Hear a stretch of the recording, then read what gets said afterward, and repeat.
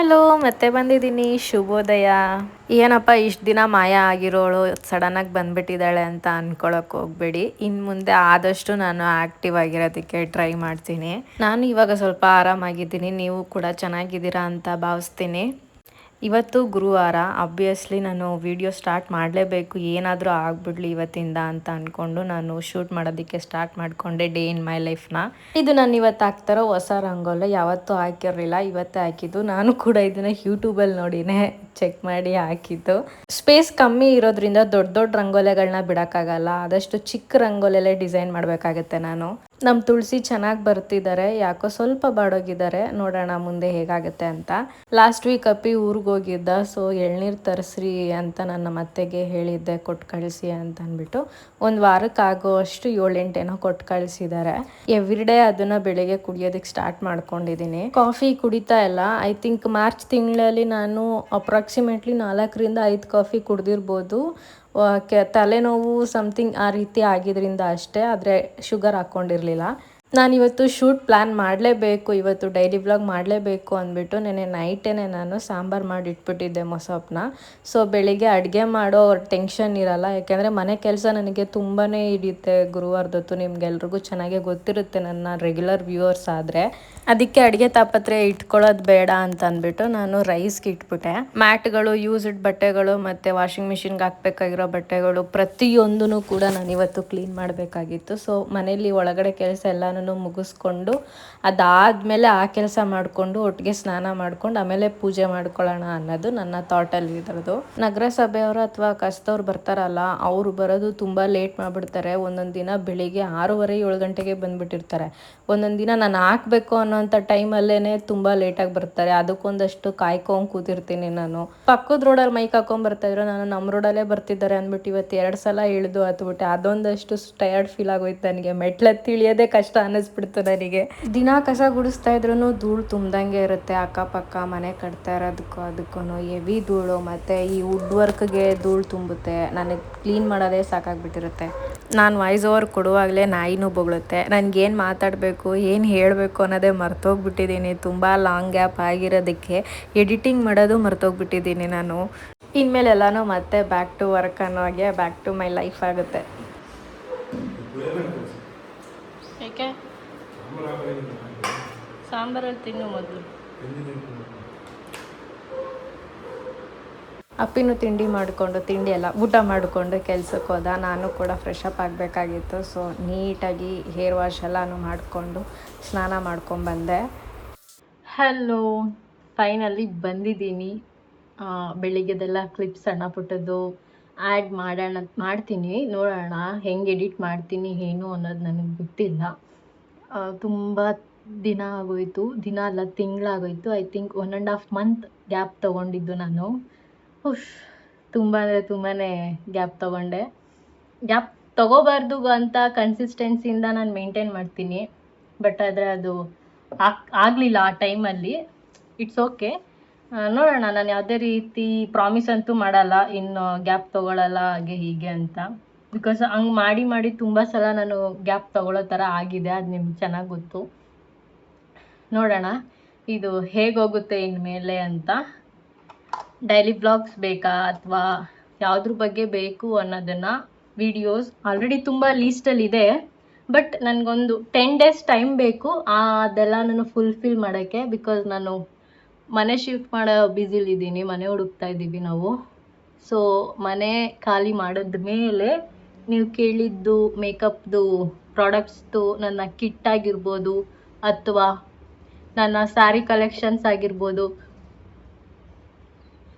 ಅದೆಲ್ಲನೂ ಕೂಡ ಅವಾಗ ಮಾಡೋಣ ಅಂತ ಅಂದ್ಕೊಂಡಿದ್ದೀನಿ. ನೋಡೋಣ. ಬಿಕಾಸ್ ಇವಾಗೆಲ್ಲ ಮೆಸ್ಸಪ್ ಆಗಿಬಿಟ್ಟಿದೆ. ಯಾಕೆಂದರೆ ಊರಲ್ಲಿದ್ದೆ 1 ಮಂತು ಫೆಬ್ಬಲ್ಲಿ. ನಾನು ಫೆಬ್ಬಲ್ಲಿ ಅಲ್ಲಿದ್ದೆ, ಅಲ್ಲಿಂದ ಮತ್ತೆ ರಿಟರ್ನ್ ಬರೋ ಅಷ್ಟರಲ್ಲಿ ನಮ್ಮ ದೊಡ್ಡಮ್ಮ ತೀರ್ಕೊಂಡ್ಬಿಟ್ರು. ಸೊ ಅವಾಗ ಒಂದು 15 days ನಾನು ಮತ್ತೆ ನಮ್ಮ ದೊಡ್ಡಮ್ಮ ಅವ್ರ ಊರಲ್ಲಿದ್ದೆ. ಸೊ ಅದಾದಮೇಲೆ ಮತ್ತೆ ಬೆಂಗಳೂರಲ್ಲಿ ಒಂದು 4 ದಿನ, ಆಮೇಲೆ ಮತ್ತೆ ಇಲ್ಲಿ, ಈ ರೀತಿಯೇ ಆಗೋಯ್ತು ಈ ಫೆಬ್ರವರಿ ಮಾರ್ಚ್ ತಿಂಗಳು. ಇವಾಗ ಆ ರೀತಿ ಏನೂ ಇಲ್ಲ. ಸೊ ಎಲ್ಲ ಎಲ್ಲಿಂದ ಲಗೇಜ್ ತಂದಿದ್ದೀನೋ ಹಂಗಂಗೆ ಇಟ್ಟಿದ್ದೀನಿ. ಬಿಕಾಸ್ ನಾವು ಈ ಮಂತ್ ಖಾಲಿ ಮಾಡಲೇಬೇಕು. ಏಪ್ರಿಲ್ ಇನ್ 10 ಡೇಸಲ್ಲಿ ಅಷ್ಟೇ ನಮಗೆ ಟೈಮ್ ಇರೋದು. ಹೆಚ್ಚು ಕಮ್ಮಿ ಆದರೂ ಒಂದು 15 ದಿನ ಟೈಮ್ ಕೊಡ್ತಾರೆ ಅನಿಸುತ್ತೆ. ಸೊ ಮನೆ ಹುಡುಕ್ತಾ ಇದ್ದೀವಿ ಮೈಸೂರಲ್ಲಿ. ಯಾರಿಗಾದ್ರೂ ಗೊತ್ತಿದ್ದರೆ 2 BHK ರೆಂಟ್ಗೆ ಹುಡುಕ್ತಾ ಇದ್ದೀವಿ, ಲೀಸಿಗಲ್ಲ. ಸೊ ನಿಮ್ಗೇನಾದರೂ ಗೊತ್ತಿದ್ರೆ ಮೈಸೂರವ್ರು ಯಾರಾದರೂ ವಿಡಿಯೋಸ್ ನೋಡ್ತಾ ಇದ್ದರೆ ಆದಷ್ಟು ವಿಜಯನಗರ, ಹೆಬ್ಬಾಳ್ ಈ ಕಡೆ ನೋಡ್ತಾ ಇರೋದು. ಮತ್ತು ನಾನು ಆದಷ್ಟು ಹೊಸ ಬಿಲ್ಡಿಂಗ್ನೇ ಪ್ರಿಫರ್ ಮಾಡ್ತಾ ಇರೋದು. ಇಲ್ಲ 1 year 2 year ಆಗಿದ್ದರೂ ಓಕೆ, ಆ ರೀತಿ ನೋಡ್ತಾ ಇರೋದು. ಸೊ ಎಲ್ಲ ಫರ್ನಿಚ್ಡ್ ಆಗಿರಬೇಕು, ಎಕ್ಸ್ಪೆಷಲಿ ಕಿಚನ್ ಫರ್ನಿಚ್ಡ್ ಆಗಿರಬೇಕು. ಬಿಕಾಸ್ ಅದು ತುಂಬ ಕಷ್ಟ ಆಗಿಬಿಡುತ್ತೆ ಇಲ್ಲ ಅಂತಂದರೆ. ಅದಕ್ಕೋಸ್ಕರ ಯಾರಿಗಾದ್ರೂ ಗೊತ್ತಿದ್ದರೆ ನನಗೆ ಮೆಸೇಜ್ ಹಾಕಿ, ನಾನು ರಿಪ್ಲೈ ಮಾಡ್ತೀನಿ. ನೋಡೋಣ, ನಿಮ್ಮ ಕಡೆಯಿಂದ ಏನಾದರೂ ಹೆಲ್ಪ್ ಆದರೆ ಒಳ್ಳೆಯದು. ಅಪ್ಪ ಏನು ಮಾತಾಡಲಿ ಏನು ಅನ್ನೋದೇ ಗೊತ್ತಾಯ್ತಾ ಇಲ್ಲ. 3 days ಕಂಟಿನ್ಯೂಸ್ ಆಗಿ ಹುಡುಕಿರೋದು ಮನೇನ.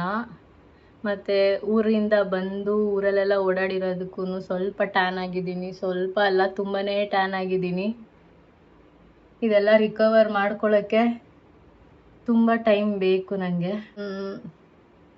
ಮತ್ತು ಎಲ್ಲರೂ ಹೇಗಿದ್ದೀರಾ, ನನ್ನ ಮಿಸ್ ಮಾಡ್ಕೊಂಡ್ರಾ ಇಲ್ವಾ ನಿಜ ಹೇಳಿ. ಇಲ್ಲ ಯಾಕಾದರೂ ಬಂದೋ ಮತ್ತೆ ಇವಳು ಹೆಂಗೋ ಹೋಗಿದ್ಲು ಅನ್ನೋ ಫೀಲಲ್ಲಿ ಇದ್ದೀರಾ ಹೇಳಿ. ಯೂಟ್ಯೂಬ್ ಮಾತ್ರ ಅಲ್ಲ, ಇನ್ಸ್ಟಾಗ್ರಾಮಲ್ಲೂ ಆ್ಯಕ್ಟಿವ್ ಆಗಿರಲಿಲ್ಲ. ಕೆಲವೊಂದು ವರ್ಕ್ದು ಮಾತ್ರ ವೀಡಿಯೋಸ್ ಆಗ್ತಾ ಇದ್ದೆ ಅಷ್ಟೇ. ಇನ್ಮೇಲೆ ಎಲ್ಲದರಲ್ಲೂ ಆ್ಯಕ್ಟಿವ್ ಆಗಬೇಕು. ನೋಡೋಣ ಎಷ್ಟು ಮಟ್ಟಿಗೆ ನಾನು ಬ್ಯುಸಿ ಆಗ್ತೀನಿ ಇನ್ಮೇಲೆ ಅನ್ನೋದು. ನನಗೆ ನಾನು ನೋಡ್ಕೊಳಕ್ಕಾಗ್ತಾ ಇಲ್ಲ, ಅಷ್ಟು ಟ್ಯಾನ್ ಆಗಿದ್ದೀನಿ.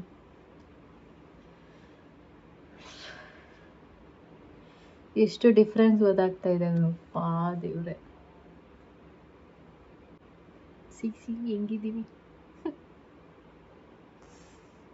ಇವಾಗ ಪೂಜೆ ಮಾಡಬೇಕು. 4 days ಆಯಿತು ನಾನು ಪೂಜೆ ಮಾಡಿ. 4 days 4-5 days ಆಯಿತು ಅನಿಸುತ್ತೆ ನಾನು ಪೂಜೆ ಮಾಡಿ. ಮಂಗಳವಾರ ಮಾಡಬೇಕಿತ್ತು, ಮಂಗಳವಾರನೂ ಮಾಡೋದಕ್ಕಾಗಲಿಲ್ಲ ಸಮ್ ರೀಸನ್ಸ್. ಇವಾಗ ಏನೇ ಆದರೂ ಬಿಡಲ್ಲ. ಇವತ್ತು ಹೂವು ಎಲ್ಲ ತಂದು ಕೊಟ್ಟು ಹೋಗಿದ್ದಾನೆ ಅಪ್ಪಿ. ಸೊ ನಿಧಾನಕ್ಕೆ ಆಡ್ತೀನಿ. ಕೆಲವೊಂದು ಶೂಟ್ಸ್ ಮಾಡೋದಿತ್ತು, ಅದೆಲ್ಲ ನಾನು ಮಾಡಿಕೊಂಡೆ ಇಷ್ಟೊತ್ತು. ಅದೇ ಬ್ಯುಸಿಲಿದ್ದೆ, ಅದಕ್ಕೆ ವೀಡಿಯೋ ಮಾಡಲಿಲ್ಲ. ಅದೆಲ್ಲ ಶಾರ್ಟ್ ವೀಡಿಯೋದಲ್ಲಿ ಬರುತ್ತೆ, ಲೆಂತಿ ಫಾರ್ಮೇಟಲ್ಲಿ ಬರಲ್ಲ. ಯಾವುದನ್ನು ವೇಸ್ಟ್ ಮಾಡೋದು, ಎಲ್ಲದಕ್ಕೂ ದುಡ್ಡು ಕೊಟ್ಟೆ ತಾನೇ ತಗೊಂಡಿರ್ತೀವಿ.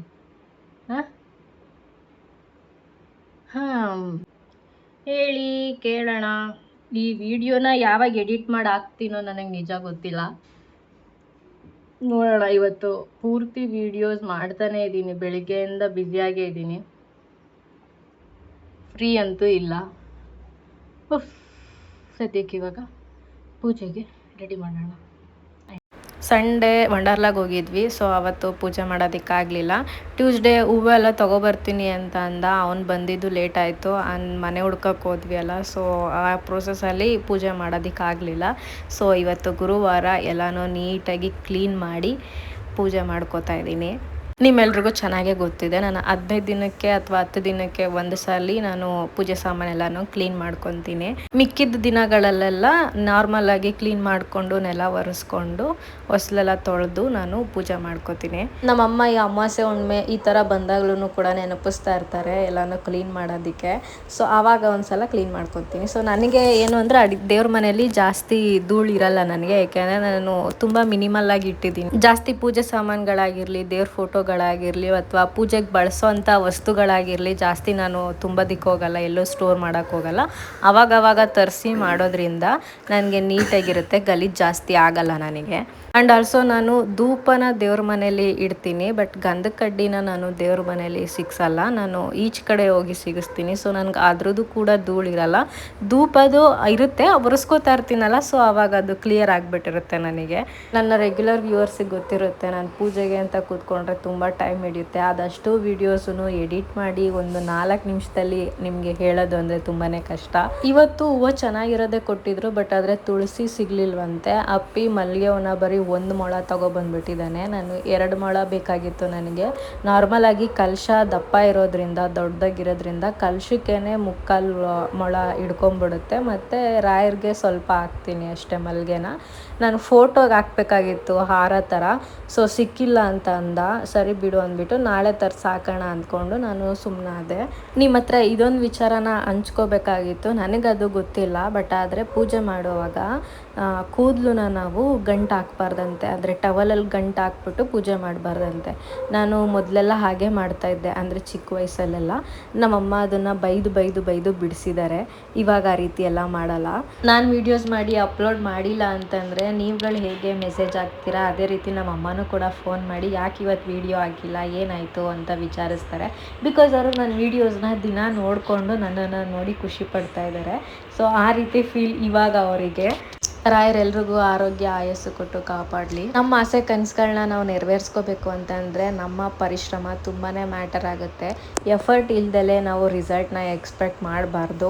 ದೇವ್ರ ಮೇಲೆ ಭಾರ ಹಾಕ್ಬಿಟ್ಟು ಎಲ್ಲ ನೋಡ್ಕೋತಾರೆ ಬಿಡು ಅಂತ ಕೂತ್ಕೊಂಡ್ರೆ ಯಾವುದೂ ಕೂಡ ನಡೆಯೋದಿಲ್ಲ. ಎಲ್ರಿಗೂ ಒಳ್ಳೇದಾಗಲಿ. ಈ ವಿಡಿಯೋ ನಿಮಗೆ ಇಷ್ಟ ಆಗಿದ್ರೆ ಲೈಕ್ ಮಾಡಿ, ಶೇರ್ ಮಾಡಿ, ಕಮೆಂಟ್ ಮಾಡಿ, ಸಬ್ಸ್ಕ್ರೈಬ್ ಮಾಡೋದನ್ನು ಮರೆಯೋದಕ್ಕೆ ಹೋಗಬೇಡಿ. ಇದು ನನ್ನ ಪುಟ್ಟ ದೇವ್ರ ಮನೆ. ಯಾರ್ಯಾರು ಹೊಸದಾಗಿ ವ್ಯೂಸ್ ನೋಡ್ತಾ ಇದ್ದೀರಾ ಅವರೆಲ್ಲ ಸಬ್ಸ್ಕ್ರೈಬ್ ಮಾಡ್ಕೊಂಡು ನೋಡಿ. ಮತ್ತೆ ಸಿಗ್ತೀನಿ. ಬಾಯ್.